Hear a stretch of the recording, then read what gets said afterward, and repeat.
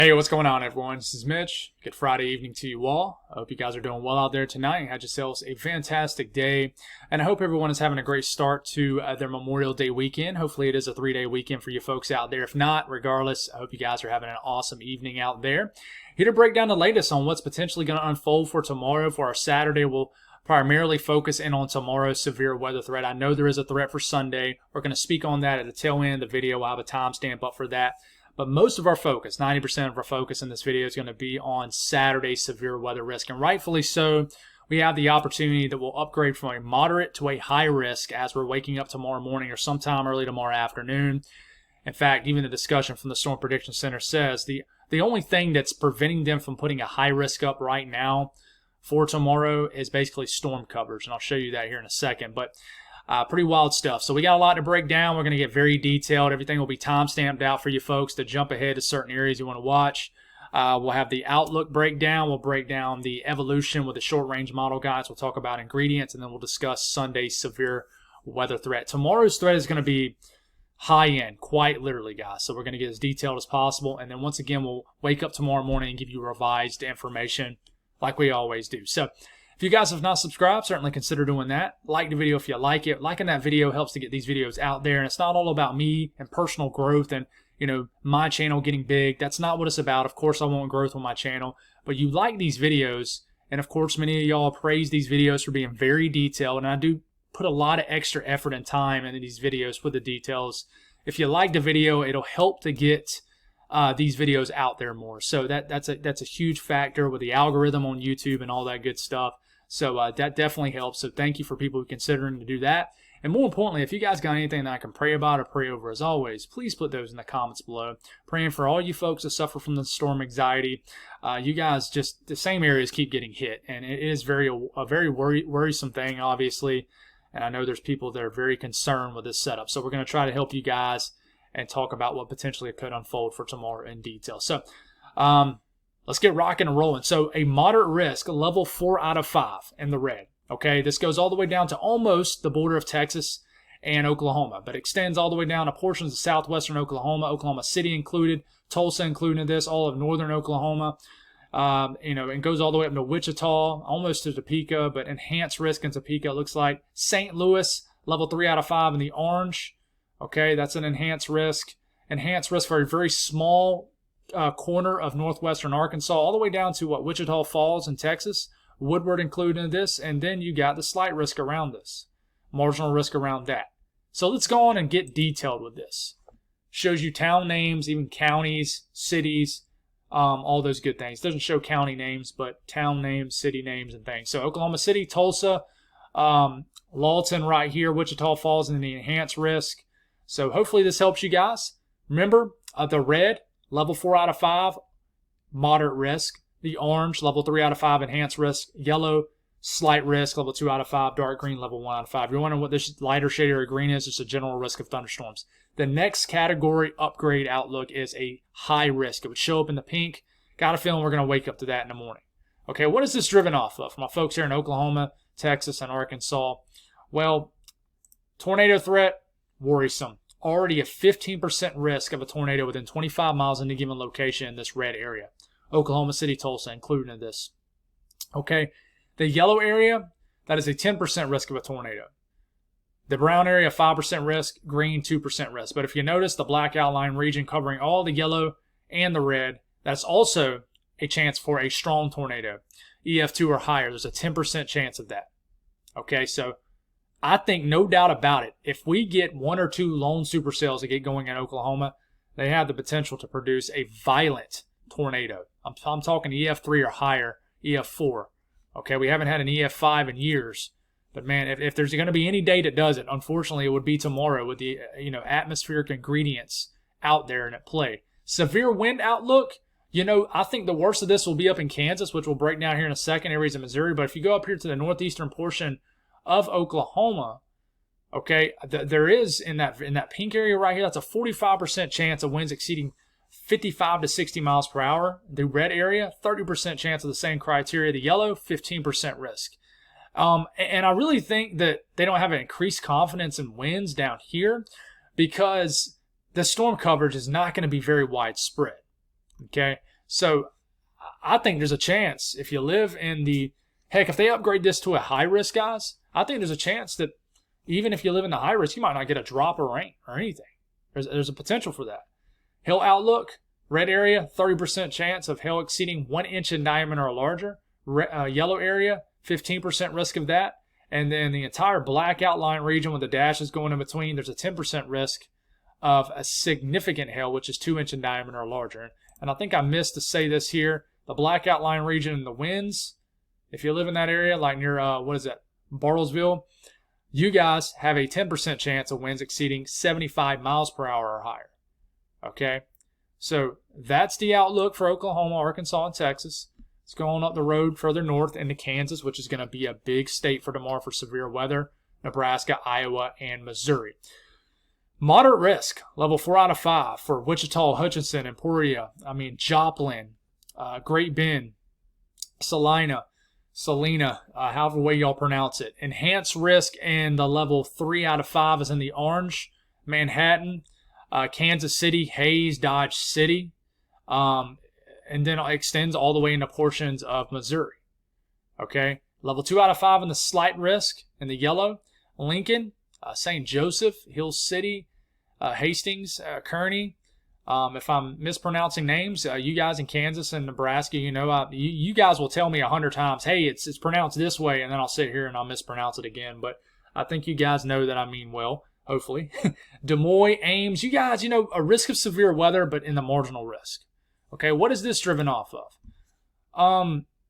The tornado outlook, here it is. Hutchinson, Great Bend, Pratt, Wichita, 15% risk. Everybody in between, 15% risk of a tornado within 25 miles of a given location. The yellow area, Dodge City, Emporia, you guys, Hays, 10% risk of a tornado within 25 miles in a given location. The brown area, a 5% risk. Topeka, Manhattan, and then the green, a 2% risk. But if you notice, we'll say this again, just like we did for the Southern Plains, in the black outline region, there's a 10% risk of a strong tornado, EF2 or higher, within 25 miles in a given location. Probably don't need to say that every time, but I think it's just by habit at this point. Talking so much severe weather outlooks over the last several weeks, it's just engraved in my head at this point. But this is the hail outlook.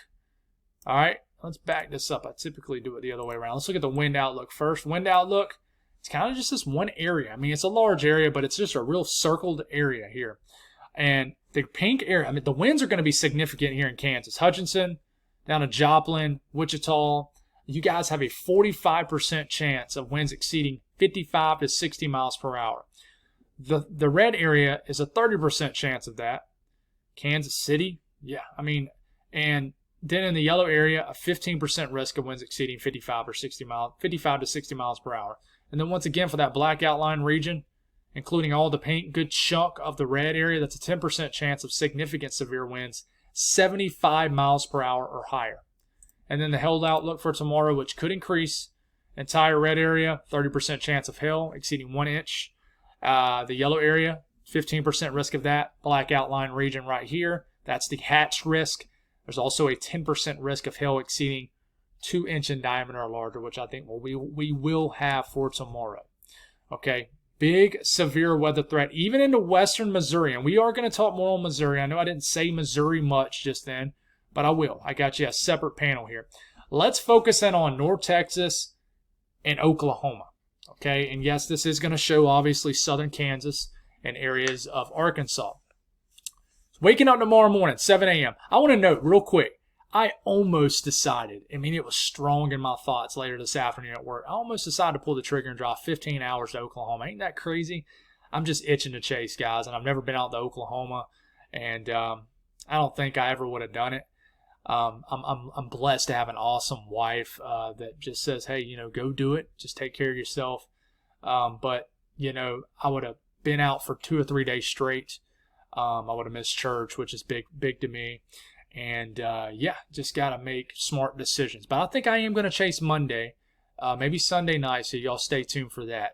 If you don't know, I am a storm chaser, just not a full-time storm chaser. But enough of all that. Oklahoma, waking up, 7 a.m., nothing going on. Quiet as anything. We'll take it to about lunchtime, 1 to 2 p.m. And I want to mention, if you're confused about the time frame, this says 2 p.m., right? back this up 1 hour because this is in Eastern time, and of course, we are in Central time, and I can't change this to Central time for whatever reason. I've tried. All right, but we keep on going. It's 4 p.m. Like, what's going on? There's nothing going on. 5 p.m., 6 p.m., 7 p.m. Look at that. This is 6 p.m., 7 p.m. Look how that storm explodes virtually out of nowhere. Okay, Oklahoma City here, Tulsa here, Woodward over here. Just trying to mention a couple people. That immediately, once the cap breaks, which is an area of warm air aloft, once it breaks and the updrafts are able, we're going to be watching a cumulus field tomorrow, most likely in Oklahoma. Once an updraft breaks through that cap, it taps into all the ingredients just sitting pretty out there in Oklahoma. Tons of fuel and a low-level jet that's going to be increasing right near sunset. So immediately a supercell explodes. And a lot of people have been talking about this. It could pop up right on top of Oklahoma City. Okay? And then we keep this going. This could turn into one of those high precipitation monster supercells. When I say supercell, I mean a rotating thunderstorm. Okay? This might not be exactly what this storm is. Just got to watch. And then we go into 9 p.m. Looks like almost a splitting supercell. Part of it goes into Kansas. Look at this. And then this kind of becomes just discrete and just sort of rides between Oklahoma City and Tulsa and heads almost due east. But you see how it has that kidney bean look, the little hook? That's just an erupting supercell. This is 11 p.m. at night. This is, if something like this happens, guys, it's not going to take much for them to produce a tornado. It's not going to take much for these to produce a strong tornado, EF2 or higher. Very large hail core with any supercell just about. And then this would continue, and then, it still has that structure as you're getting into eastern Oklahoma, right? And then, could make it all the way to Fort Smith, Fayetteville, and then it kind of loses some steam. And then that's it. I mean, I know I say that's it like it's not a big deal, but it doesn't even pop up any storms down here in Texas near Wichita Falls where you have an enhanced risk. And there's a chance you might not get a drop of rain. But here's the thing, guys. If any storm does explode in any of these other areas that you see, for example, what if the storm gets going down here? What if it gets going over here? What if it gets going down here? The ingredients are there. It's just, where is the storm going to fire? And the Storm of the Short Range Model, guys, has been really just adamant right here in central Oklahoma. Okay? I know that you look at that and you say, well, dang, that doesn't look very widespread at all. It's not going to be. And that's why it's keeping them from holding them from making this a high risk. It's storm coverage. They talk about it here. You go down here and look at the discussion. It says, only reduced confidence in total storm coverage is precluding a high risk at this time. That's the only thing. The ingredients is there for a high risk. No doubt about it. Okay? So that's that. And before I show you this, because you're going to be like, wow. Disclaimer. This is what we call a significant tornado parameter. The higher the number you see on this, the better the ingredients for tornadoes. But guys, just note that there can be just a ton of ingredients in the atmosphere, right? But if there's no storm that can get going and fire and basically take advantage of all those ingredients in the atmosphere, then you can just forget about it. It's just a lot of things in the atmosphere just ready to be tapped into. But if nothing forms, then nothing can take advantage of it. So we started off 1 p.m. tomorrow. Significant tornado parameters began to spike, indicating a lot of ingredients for severe weather for tornadoes. And then look how it basically explodes from hour to hour, basically from like 6 to 8 p.m. And why does it explode like this? Well, I think it's because an increased low-level jet that gets going in this region. You don't really have much low-level flow early in the afternoon. Once you get into the evening, into the overnight hours, the low-level jet's running just rampant out here. And that's why all of a sudden these numbers go into the teens, the low 20s. It's just ridiculous. And you look down here and you're like, well, Mitch, there's no storms firing down here. Why is there such high numbers? Well, just like I just said, this is just a significant tornado parameter. It's just showing us the ingredients, favorable conditions for tornadoes. What I want you to notice here is you see these little splotchy areas right here? That's where there's storms. So you go from like 20s to like nothing right in here. It's because storms fire up, eat up the ingredients in the atmosphere. Look at this. Look at this weird little gap here. That's where a supercell's sitting. It actually even has the structure of a supercell. See how it's hooking? Looks like a reverse Nike check mark. Yeah, I mean, that's a great example of it, right? Storm right here eating up all the ingredients, but then it just recovers. The air mass is so worked, so just amped up. It really is.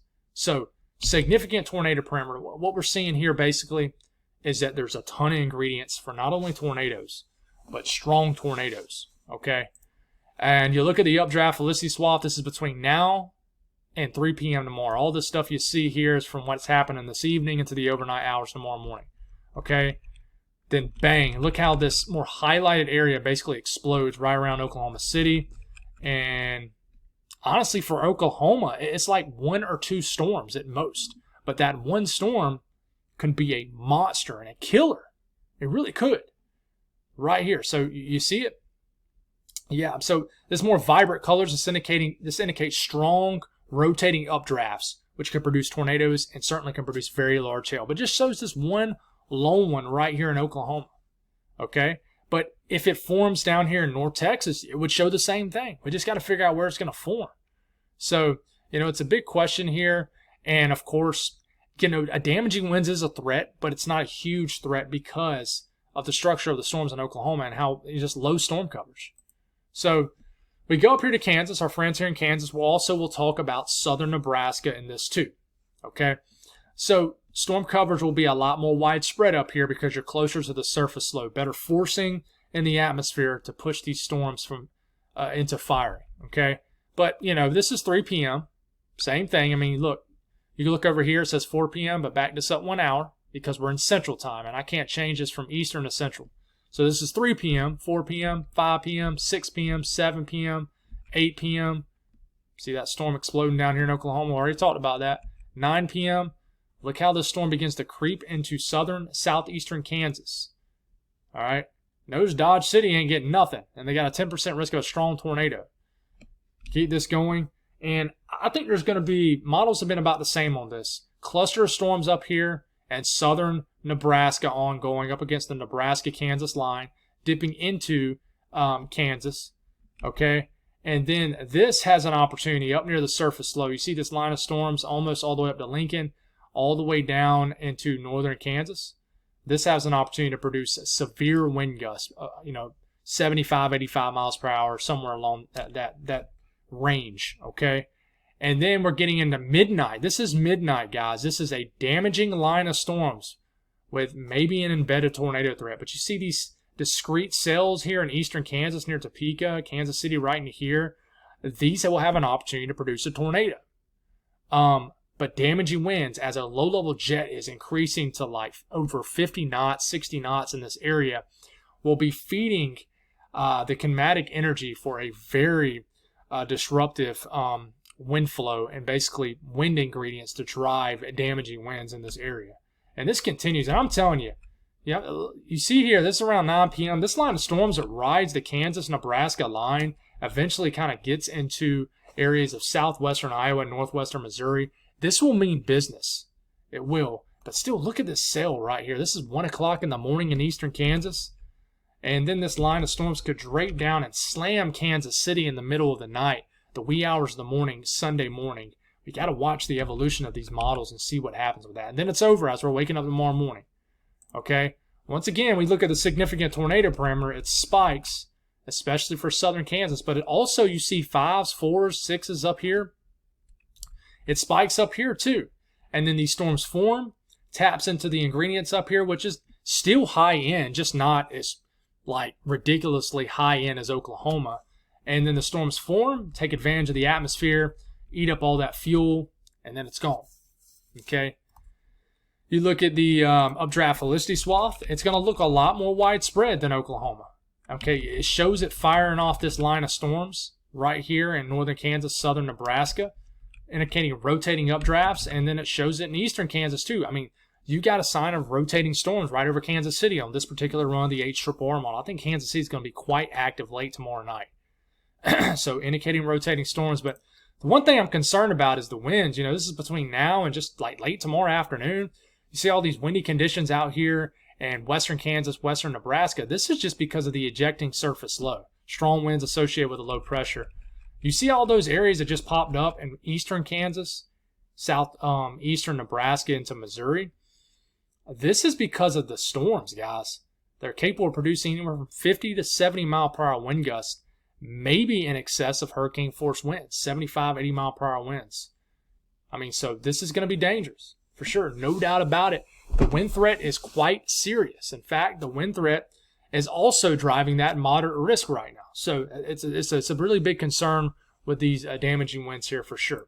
And then we go to our friends here in the Midwest, Missouri, Illinois, and don't want to forget about you guys. Most of the day tomorrow in the evening, nothing going on. In fact, we're already starting off around 8 p.m., 9 p.m., 10 p.m., 11 p.m.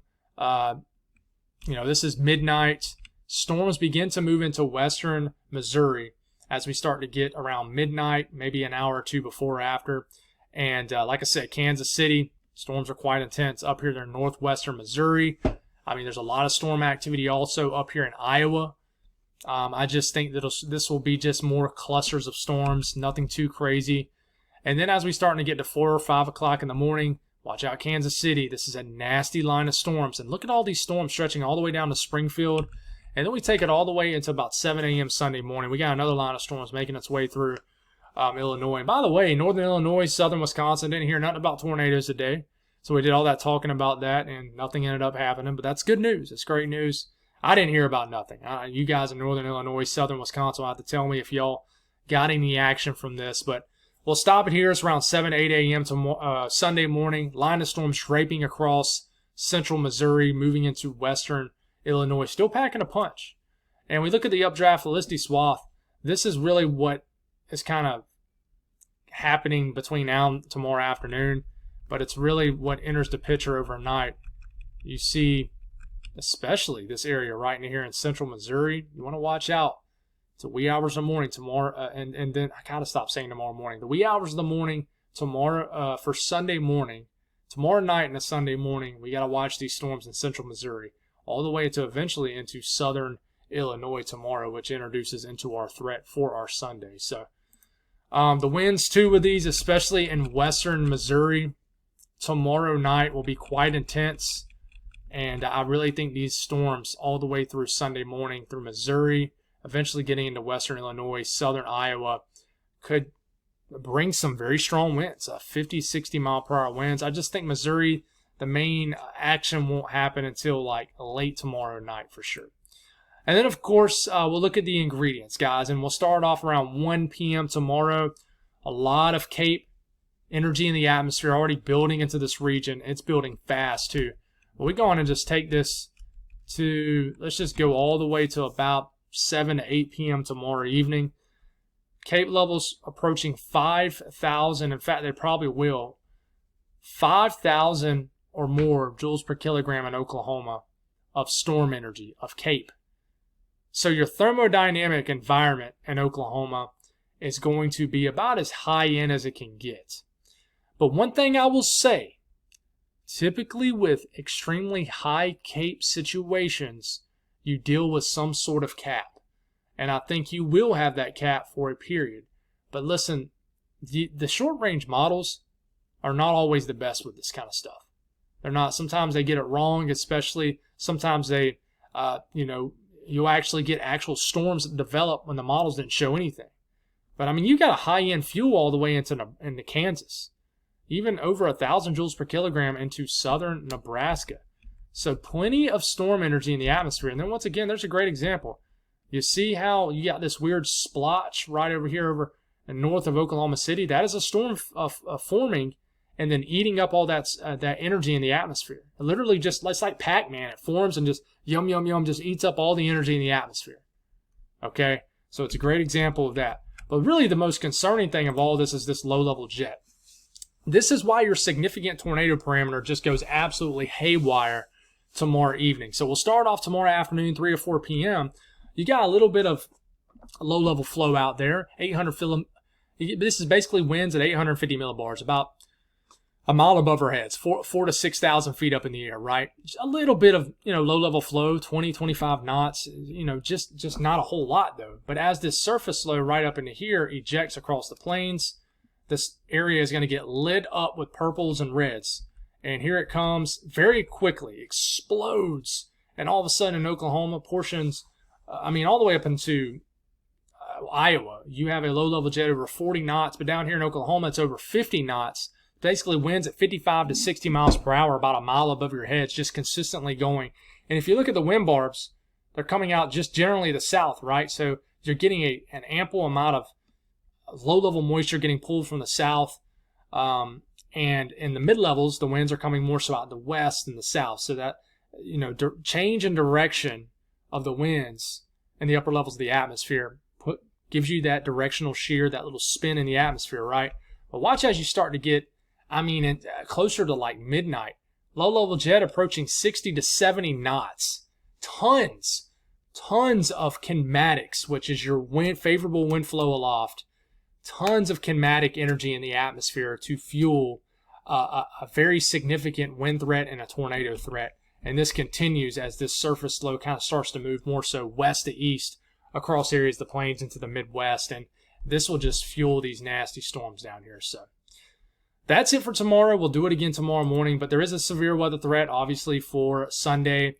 The heart of, I would say right here in central Missouri through the southern 2/3, central to southern Illinois, the southern half of Indiana, including Indianapolis, all the way to Louisville, Cincinnati, Paducah, St. Louis, Springfield. You guys, level 3 out of 5 risk of severe weather. Evansville, enhanced risk from northeast Arkansas all the way up to Chicago.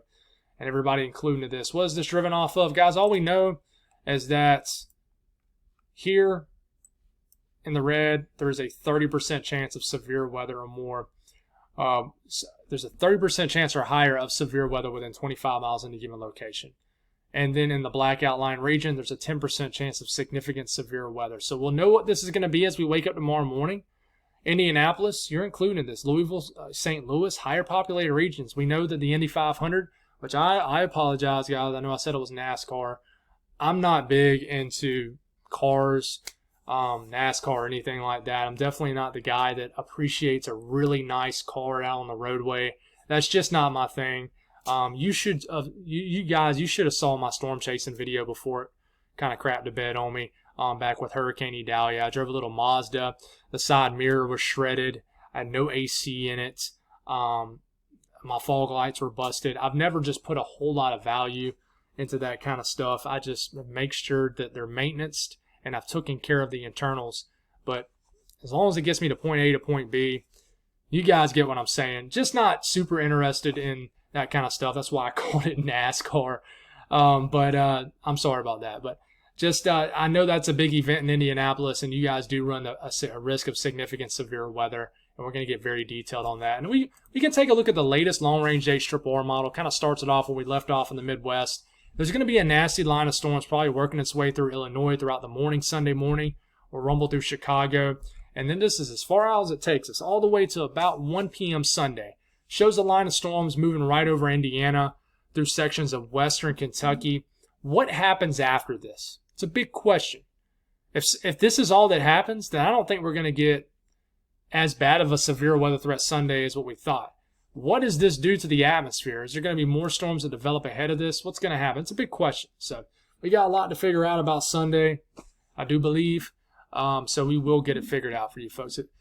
So that's all I got. Stay safe tonight. Stay safe tomorrow. And join me again tomorrow morning as we give you some revised information. God bless all y'all, and I'll talk to you in the morning.